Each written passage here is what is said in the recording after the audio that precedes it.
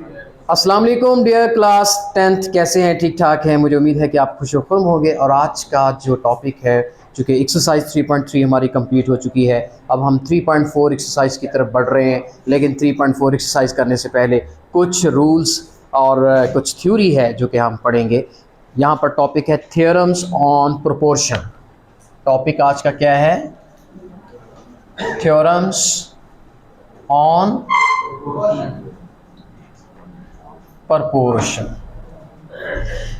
यहाँ पर कुछ थ्योरम्स हैं और ये थ्योरम्स तकरीबन 5 के लगभग 5 थ्योरम्स हैं जो कि बड़े अहम हैं और बुक के मुताबिक हम इनको समझेंगे।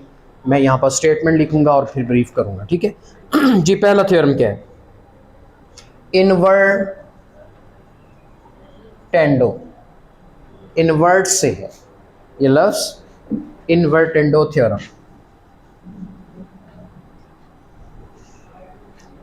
लफ्ज़ इन्वर्ट, इन्वर्शन, इसका क्या मतलब है? बदलना। मिसाल के तौर पे एक प्रोपोर्शन है A/B, प्रोपोर्शन C/D, ठीक है? ये एक प्रोपोर्शन है। दो रेशो के दरमियान एक क्या है? प्रोपोर्शन है। अच्छा, अब ये देखें, अगर मैं B को पहले लिख दूं, A को बाद में, इसे कहते हैं इन्वर्ट किया है, बदला है। यानी B की जगह A को और A की जगह B को। इसी तरह यही काम आपने इधर भी करना है। C ने D की तरफ चला जाना है और D ने C की तरफ आ जाना है। इस थ्योरम को कहते हैं इन्वर्टेंडो थ्योरम। क्या कहते हैं? इफ, यहाँ पे लिखते हैं, इफ A/B प्रोपोर्शन C/D हो, then B/A proportion D/C is called invertendo theorem. इसको क्या कहते हैं? यहाँ पर लिखते हैं, इज कॉल्ड, ये जो किया है मैंने, ये क्या बनता है? इन्वर्टेंडो। इन्वर्टेंडो लॉ या इन्वर्टेंडो थ्योरम। अब मैं इसकी एक मिसाल देता हूँ। फॉर एग्जाम्पल, बात को चूंकि समझना है, आपकी ये एग्जाम्पल देख लो। आप देखते हो कि 2/3 प्रोपोर्शन होता है, ठीक है? 8/12 ये एक प्रोपोर्शन है। देखिए ना, 12 2 बार 24, 8 3 बार 24। Product of extremes equal to product of means. हो रहा है ना? 12 2s आर 8 3s आर। इसका मतलब ये सही है, प्रोपोर्शन ठीक है। अगर मैं इसको 3 को पहले लिख दूं और 2 को बाद में लिख दूं, और इधर 12 को पहले लिख दूं, 8 को बाद में लिख दूं, तो अब क्या होता है? अब भी कोई फर्क नहीं पड़ा। देखें, product of means is equal to product of extremes, यानी उसकी प्रॉपर्टी पे असर नहीं हो रहा। अब भी product of extreme is equal to product of means है। आप इसको यूं, in other words you can say that, अगर 2/3 बराबर है 8/12 के, मैंने इन रेशो के बटे बनाए, 2/3, इसको क्या लिखा है? 8/12। वैसे तो बड़ा फर्क है बेटे, 2/3 में और 3/2 में बहुत फर्क है। They are not equal. लेकिन जब उनके बटे, उनकी दोनों रेशियोज इक्वल हो, तो फिर उनको चेंज करने से कोई फर्क नहीं पड़ता। अब ये 2/3 को आप 3/2 लिख दें, फिर 8/12 को 12/8 लिख दें, कोई फर्क नहीं पड़ेगा। क्योंकि देखिए, क्रॉस मल्टीप्लाई करके देखें, 8 3s are 24, 12 2s are 24, 8 3s are 24, कोई फर्क नहीं पड़ा। और वैसे भी देखें, इसको कैंसिल करें, 4 2s are 8, 4 3s are 12, 4 2s are 8, 4 3s are 12, तो ये कितना आ गया? 2/3। और इधर देखें, 4 2 जार 8, 4 3 जार 12। देखें ये भी 3/2 है, ये भी 3/2 है, फर्क नहीं पड़ता। अगर दो रेशोज आपस में इक्वल हैं, उनके न्यूमरेटर डिनोमिनेटर में चेंज कर दो दोनों के, तो वो इक्वल इक्वल ही रहेगा। ये है इन्वर्टेंडो थ्योरम और ये उसकी एग्जांपल्स हैं। अब इस थ्योरम के मुताबिक हम इस थ्योरम का यूज कहां करेंगे? अब आप इसका यूज पढ़ेंगे, इसका इस्तेमाल, इस थ्योरम का इस्तेमाल कैसे इस्तेमाल होगा? हम काफ़ी सारे क्वेश्चन में ये इसका इस्तेमाल करेंगे। एक एग्जांपल दे रखी है बुक में, एग्जांपल है 3m ratio 2n is equal to p ratio, आगे क्या आता है, 2q। अब ये जो इक्वल का साइन है, ये प्रोपोर्शन जो होता है, आप इसको बतौर इक्वल भी यूज कर सकते हो। इसका मतलब इक्वल ही होता है। When two ratios are equal then they are proportional. अच्छा, अब क्या करेंगे? इसको क्या लिखेंगे? 3m ओवर 2n, इधर क्या है, p ओवर 2q। अब इस पर इन्वर्टेंडो थ्योरम लगा दो, तो क्या हो जाएगा, 2n over 3m 2q over p। Okay, अब क्या करें जी? क्रॉस मल्टीप्लाई कर दें, तो फिर हमारे पास क्या आ जाएगा,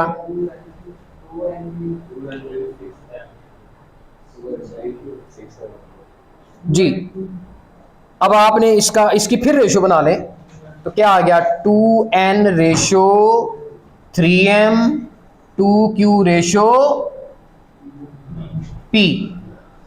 यानी इस पर ये हमने अप्लाई कर दिया कौन सा, इन्वर्टेंडो थ्योरम। देखिए इनकी जगह चेंज और इनकी जगह भी चेंज हो चुकी। तो इस तरीके से हमने इसका यूज किया है इस एग्जाम्पल के अंदर, क्योंकि क्वेश्चन यूं आ सकता है, क्या ये रकम दी हुई होगी और लिखा होगा अप्लाई इन्वर्टेंडो थ्योरम, ओके, या यूं लिखा होगा, ये रकम दे के लिखा होगा देन प्रूव दैट, ये आंसर निकालिए। तो आपने क्या करना है, उस पर इन्वर्टेंडो थ्योरम अप्लाई करना है, यूज करना है। Is it clear? तो ये था इन्वर्टेंडो थ्योरम।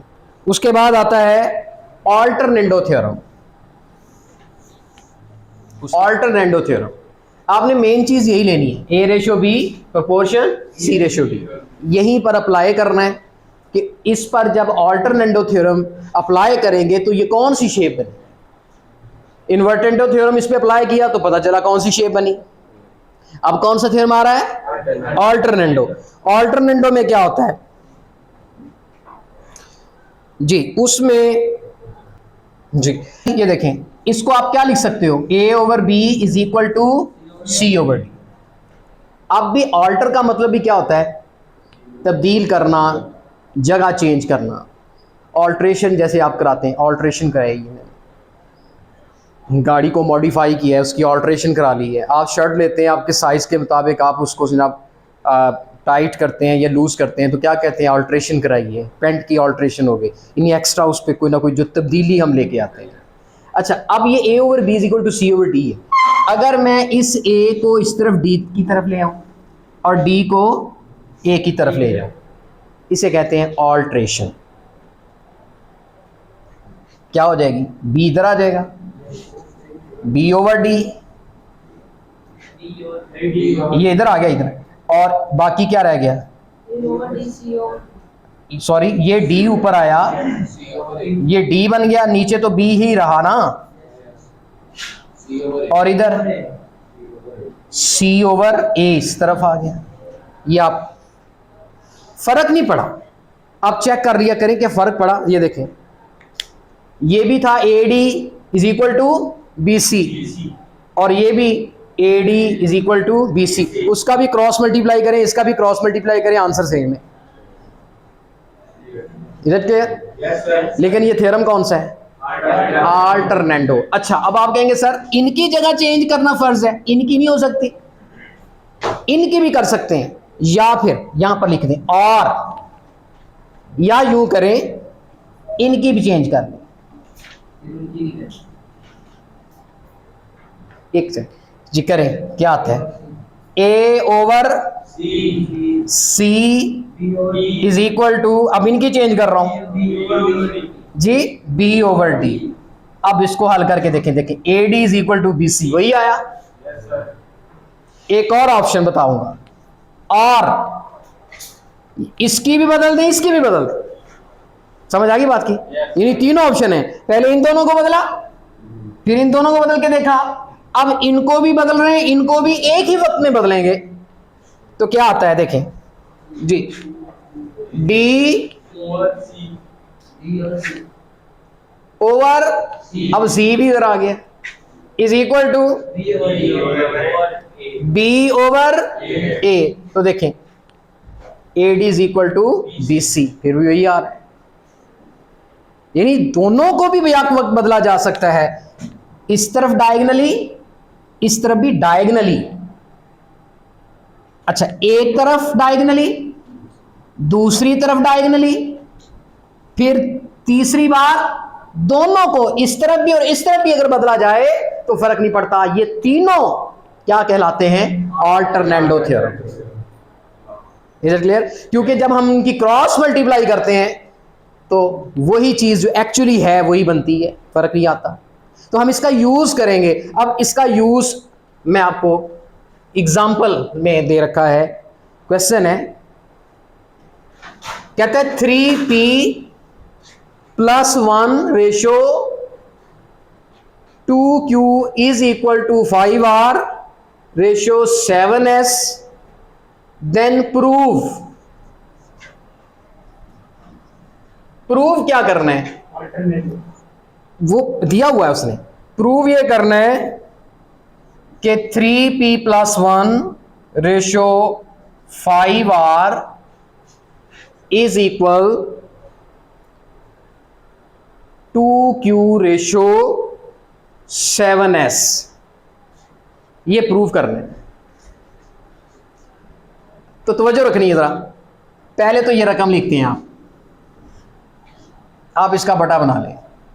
3p + 1 ओवर आगे क्या है 2q इज इक्वल, यहां 4 डॉट लगा दें या इज इक्वल लगा दें, कोई फर्क नहीं जी। आगे 5r ओवर 7s।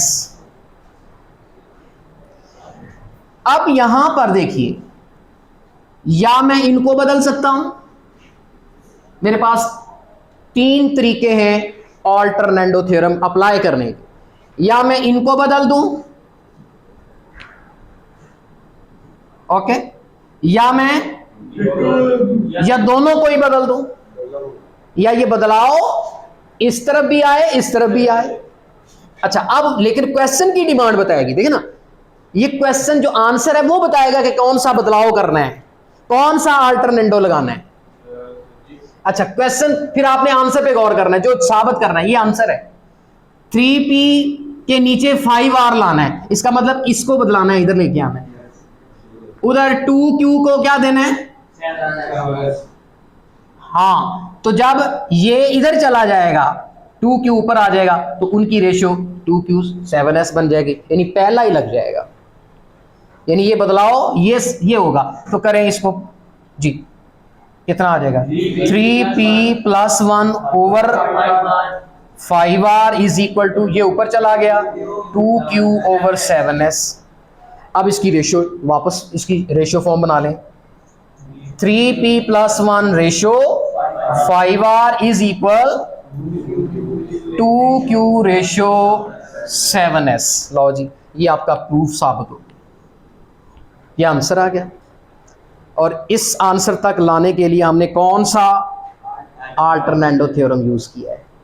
ओके, और आंसर से हमें पता चला कि बदलाव इस तरफ करना है, इस तरफ करना है, या दोनों तरफ करना है, वो हमें आंसर बताएगा। Is it clear? तो आगे चलते हैं, अगला थ्योरम। इस थ्योरम की वजाहत भी हो गई। इसका यूज़ भी करके देख लिया है, ठीक है, और इसको हमने चेक करके भी देख लिया है कि फ़र्क नहीं आता। तो चलते हैं नेक्स्ट, कॉम्पोनेंटो थ्योरम। बात यहीं से शुरू होगी, मेन सुर्खी हमारी यही है। अब इस पे कॉम्पोनेंटो थ्योरम लगेगा। कॉम्पोनेंटो थ्योरम की स्टेटमेंट देख लें क्या है।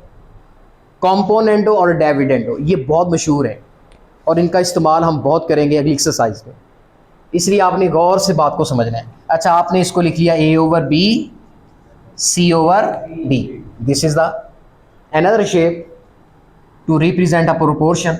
ये भी प्रोपोर्शन को रिप्रेजेंट कर रहा है, ये भी प्रोपोर्शन। जब दो रेशियोज इक्वल हो तो उसे क्या कहते हैं? प्रोपोर्शन। अच्छा, अब जो डिनोमिनेटर है बच्चे देखना जरा, अगर हम इसको ऊपर ले जाएं और ये कर दें b में प्लस और नीचे b को कुछ ना कहें, वैसे ही रहने दें, तवज्जो है, इज इक्वल टू, इसी तरह ये d जो है ये c में क्या हो गया प्लस और नीचे क्या आ गया d वैसे का वैसे। तो ये हमारा कौन सा थ्योरम बन गया? कॉम्पोनेंटो थ्योरम। इसकी भी दो किस्में। अब आप कहेंगे सर और कोई ऑप्शन, जिस तरह उसकी 3 ऑप्शन थी, इसकी भी 2 ऑप्शन है। अब आप कहेंगे कि सर ऊपर प्लस कर रहे हैं आप, नीचे नहीं हो सकता? हो सकता है, यानी यूं भी लिखा जा सकता है a over a plus B is equal to c over c plus D. ये दोनों ऑप्शंस ठीक है, ये दोनों ऑप्शंस ठीक है। पहले इनको साबित करते हैं कि ऐसे फर्क वाकई नहीं पड़ता। फॉर एग्जाम्पल,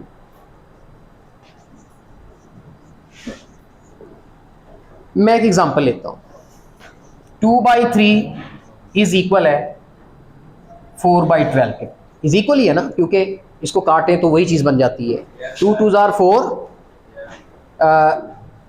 नहीं सॉरी 6 लेते हैं, क्योंकि 2 2 जार 4, 2 3 जार 6, 2/3 के बराबर ही आ जाता है, यानी दोनों रेशियोज इक्वल हैं। इस पे रूल अप्लाई करते हैं। देखिए मैं क्या करने लगा, 2 ओवर, अब ये जो 3 है मैंने क्या कर दिया प्लस, और बटे में 3 को रहने दिया ऐसे ही।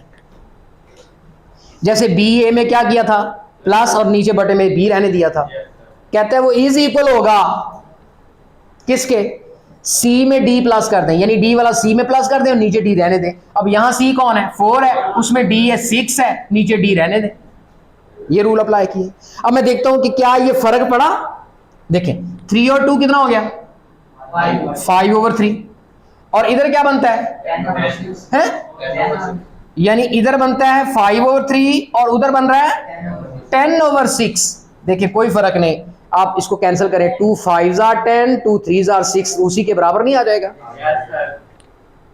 क्रॉस मल्टीप्लाई करने से भी फर्क नहीं पड़ता। देखें 5 6 जार 30, 10 3 जार 30, इसका मतलब ये रूल ठीक है। अच्छा फिर लो जी, ये वाली ऑप्शन साबित होगी। अब ये वाली ऑप्शन भी साबित हो सकती है। अब आप कहेंगे सर ये a over a plus B is equal to c over c plus D, क्या ये भी सही साबित किया जा सकता है? बिल्कुल। अब आप क्या करेंगे, अब 2 को ऊपर 2 रहने दें, नीचे 2 और 3 का सम कर लें, इज इक्वल टू 4 को ऊपर रहने दें, नीचे 4 और 6 का सम करें, क्या आता है 10। अब ये कितना बन जाएगा? 2 over 5 is equal to 4 over, देखें 5 4 जार 20, 2 10 जार, क्रॉस मल्टीप्लाई करके देखें इक्वल आ रहा है। और वैसे भी काट के देखें, 2 2 जार 4, 2 5 जार 10, वही 2/5, यही 2/5।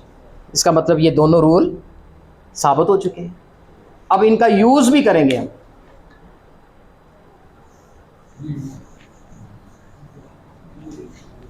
अब इनका यूज करते हैं, उसकी एक एग्जांपल है। एग्जांपल क्या है? कहता है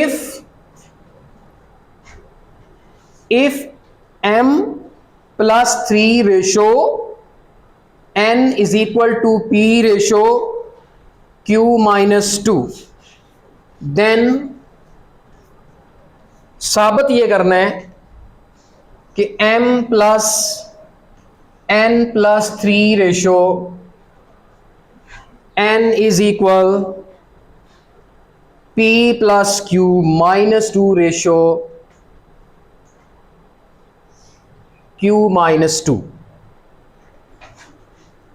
ये प्रूव करना है क्योंकि इसी ने मुझे बताना है कि कौन सा रूल लगा है। a plus B over B is equal to C plus D over D वाला लगा है, या a over a plus B is equal to C over C plus D वाला लगा है। दो रूल है ना, दो कंपोनेंट हुए हैं, या ये वाली ऑप्शन या ये वाली ऑप्शन। देखते हैं, पहले तो हम ये रकम लिखते हैं, सोल्यूशन यहां से स्टार्ट। पहले तो ये रखें m plus 3 over n is equal to p over, ये रेशियो का मतलब ओवर, आगे क्या है q माइनस 2। देखिए कौन सा रूल लगा है, m प्लस n में कौन ऐड हो रहा है, ये वाला ऊपर ऐड हो रहा है, तो क्या आ गया ये m plus 3 plus n ratio, sorry वो रेशियो बाद में बना ले, पहले बटे में लिख लें ओवर n। इधर भी फिर वही रूल लगाना है, ऊपर ऐड करना है क्या p प्लस क्यू माइनस 2 और नीचे q माइनस 2। अब इसकी रेशियो शेप बना लें जी, m प्लस n प्लस 3, यानी n को पहले लिख ले 3 को बाद में लिखने, कोई फर्क नहीं पड़ता। रेशियो n इज इक्वल, यहां क्या आएगा p plus Q minus 2 ratio q minus 2। जरा चेक करें, यही आंसर है। तो हमने ये थ्योरम अप्लाई करके ये आंसर निकाल दिया।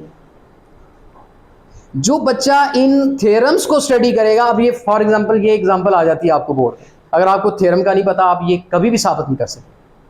और यहाँ हवाला भी देना है आपने कि मैंने किया क्या है, यहाँ पे लिखना है यूजिंग यस कॉम्पोनेंटो थ्योरम, यहां लिखना है कौन सा, ये वाला ये वाला, ये लिखना जरूरी नहीं कि कौन सी ऑप्शन लिखी है।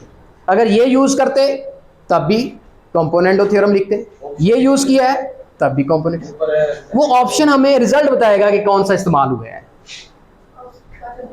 क्वेश्चन में आंसर दिया होगा, वो आंसर बताएगा। अब देखें ना, इधर m n में 3 ऐड हो रहा है, यानी ये n उसके ऊपर ऐड हो रहा है, तो फिर हमें पता चल गया कि ऊपर a प्लस बी बनना है, नीचे b रहना है। Is it clear? और अगर ये दूसरी ऑप्शन यहां यूज होनी होती तो फिर रकम किस तरह होनी थी, रकम चेंज होनी थी, रकम फिर यूं होनी थी, कैसे आप फिर ये होनी थी m प्लस 3 ने वैसे ही रहना था, नीचे आना था m प्लस n प्लस 3 आगे इज इक्वल या प्रोपोर्शन, आगे क्या होना था, फिर आगे होना था p ratio p plus q minus 2, फिर ये होना था। यानी ऊपर वाले ने एज इट इज होना था, नीचे उनका सम आना था रेशो के बाद। इसी तरह ऊपर वाला p वैसे का वैसे होना था, बटे के नीचे उन दोनों का सम आना था। जैसे ये देखिए उन दोनों के सम बटे के नीचे आ रहा है, फिर यूं होना था। Is it clear? तो ये था हमारा कंपोनेंटो थ्योरम और उसकी मुकम्मल तफसील। अब हम चलते हैं डिविडेंडो, जो कि चौथा रूल है। इसमें ये नहीं ना कर सकते कि ऊपर भी प्लस कर देना चाहिए। हाँ, ये अभी मैं बताता हूँ, ऊपर भी प्लस नीचे भी प्लस नहीं करना, वो और चीज करेंगे, उस तरह नहीं कर सकते। एक बच्चा कहता है कि सर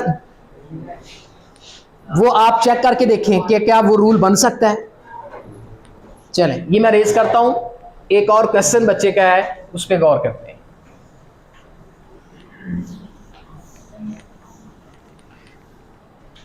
तो dear students, dear viewers, question ये है कि क्या सर ये दोनों काम एक ही स्टेप में नहीं कर सकते? मसलन यूं नहीं कर सकते a प्लस बी, अच्छा चलें आप कहते हैं कि a प्लस बी ऊपर कर लें, फिर बटे के नीचे क्या करें? वो तो b प्लस a करेंगे, वो तो कट गया, क्योंकि a प्लस बी ऊपर भी है नीचे भी a प्लस बी है, उसका तो कोई फ़ायदा नहीं है, वो तो 1 = 1 आ जाएगा। समझ आ रही है ना बात की, इसलिए वो रूल यहाँ पर नहीं आएगा।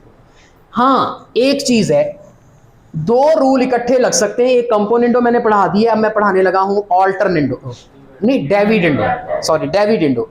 फिर एक रूल पांचवा होगा जो कंपोनेंडो एंड डेविडेंडो ये दोनों को इकट्ठा करके भी लगेगा। चलिए अब मैं आ रहा हूँ डेविडेंडो या डेविडेंडो, जो जिस तरह भी आप पढ़ते हैं, लेकिन बेसिकली हम इसी रेशियो से चलेंगे, A ratio B proportion C ratio D, A over B is equal to C over D. अब इस पर यूज होगा डेविडेंडो थ्योरम।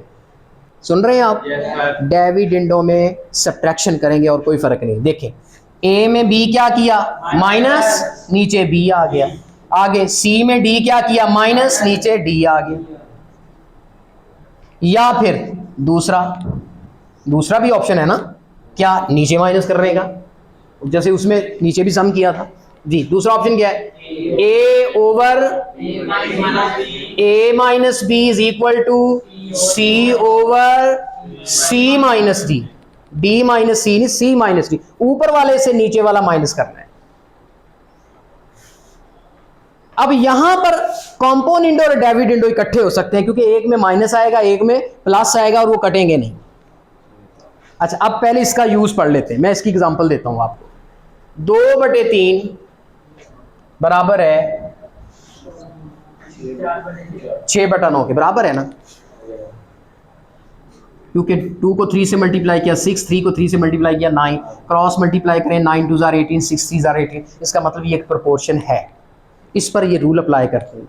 क्या करते हैं जी, ए में से बी को माइनस कर देते हैं, यानी 2 और नीचे 2 - 3 कर देते हैं, ऊपर 6 नीचे 6 - 9 कर देते हैं। देखते हैं क्या आता है, 2 ओवर -1, 6 ओवर -3, माइनस माइनस से कट गया, 2 over 1 is equal to 6 over 3। देखिए 3 2 बार 6, इधर भी 2/1 उधर भी 2/1, बराबर नहीं आ गया, फर्क नहीं पड़ा। या यूं कर लें, आप इसका क्रॉस मल्टीप्लाई करके देखिए, 3 2 जार 6, 6 1 जार 6, माइनस माइनस से कट, क्रॉस मल्टीप्लाई करें तो वही आ रहा है। इसका मतलब ये रूल सही है। अच्छा अब आप कहेंगे सर दूसरी ऑप्शन इसकी लगाएं, ये वाली, वो भी लग सकती है। 2 को वैसे लिख दें नीचे 2 - 3, 6 को वैसे लिख दें नीचे 6 - अच्छा ये वाला लगाया था, अब मैं ये वाला लगा देता हूँ। चलिए सॉरी, मैं ये दूसरा रूल पहले लगा चुका था, अब मैंने ये लगा दिया, ये वाला 2 - 3 ओवर 3, 6 - 9 ओवर 9, तो ये बन गया -1 ओवर 3, ये बन गया -3 ओवर 9। देखें क्रॉस मल्टीप्लाई करें, 9 1 जार 9, 3 3 जार 9, माइनस माइनस से कट गया। दोनों रूल्स ठीक है। ये तो इनकी थी वेरिफिकेशन। अब इसका एक यूज करते हैं, तो क्वेश्चन करते हैं। क्वेश्चन दिया हुआ है, किसका करना है जी हमने क्वेश्चन, डेविडेंडो का। यहां पर लिखा है m+1 ratio n-2 is equal to 2p+3 ratio 3q+1।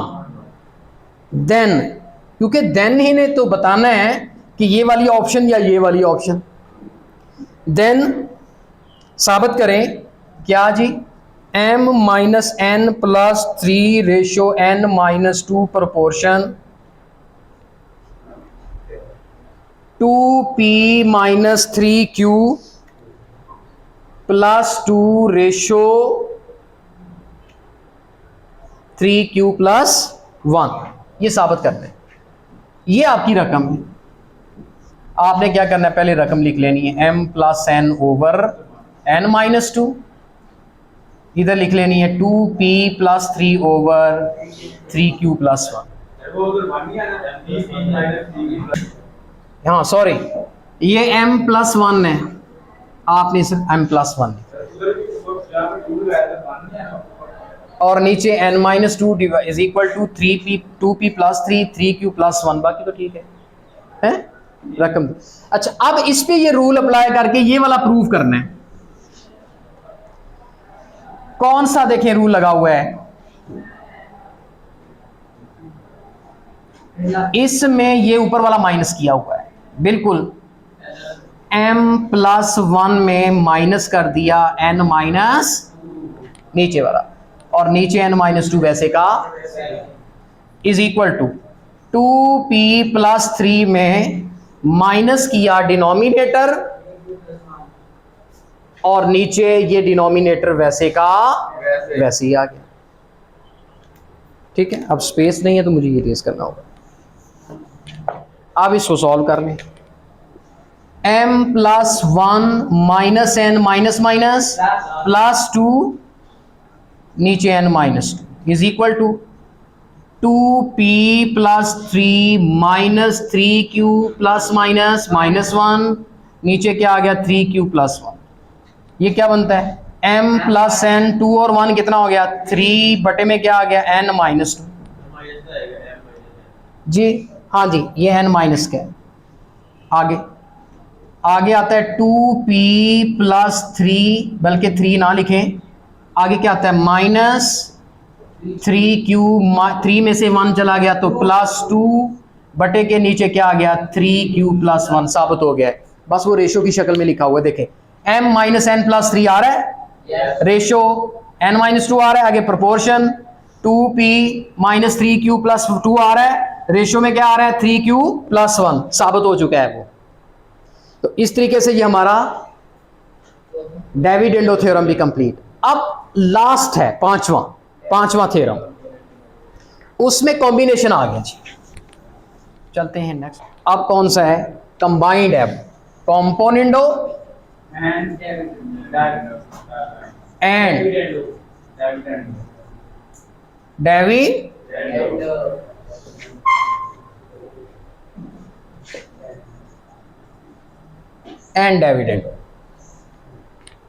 क्या करना है, ए में कंपोनेंटो में क्या किया था b प्लस किया था, a प्लस बी। डिविडेंडो में क्या किया था माइनस, लो जी, ऊपर a प्लस बी करना है, नीचे a माइनस बी करना है, इकट्ठे हो गए। नहीं समझे, इधर क्या आ जाएगा फिर c plus D over c minus D, कंपोनेंटो and dividendo थी। या आप कहते हैं सर दूसरी ऑप्शन कोई है, फिर a माइनस बी ऊपर लिख लें, a प्लस बी नीचे लिख लें, c माइनस डी ऊपर लिख लें, c प्लस डी नीचे ले, फर्क नहीं पड़ेगा। वैसे भी ये कौन सा थ्योरम अप्लाई हो गया, इन्वर्टेंडो, उसके तरीके से भी ये आ सकता है। इस पर इन्वर्टेंडो थ्योरम भी अप्लाई होता है जब दूसरी ऑप्शन पे जाते हैं। अब एक मिसाल लेते हैं, 2:3 6:9, ये इक्वल है, सॉरी, आप 2 में क्या करते हो 3 प्लस और नीचे 6 में 9 प्लस और नीचे, देखते हैं क्या फर्क आता है। ऊपर 5 नीचे -1, ऊपर 15 नीचे -3, माइनस माइनस से कट गया, देखें 5 3s are 15, 15 1s are 15, फर्क नहीं पड़ा, इसका मतलब रूल ठीक है। अब आप कहते हैं कि सर दूसरी ऑप्शन यूज करके देखें। अब क्या करेंगे, अब 2 में से 3 ऊपर माइनस करेंगे, नीचे, इसी तरह 6 में 9 माइनस करेंगे, नीचे प्लस करेंगे, तो ये क्या आ गया -1 ओवर 5, 6 में से -3 ओवर 15, आप भी 3 5s are 15, 15 1s are 15, आप भी साबित हो गए।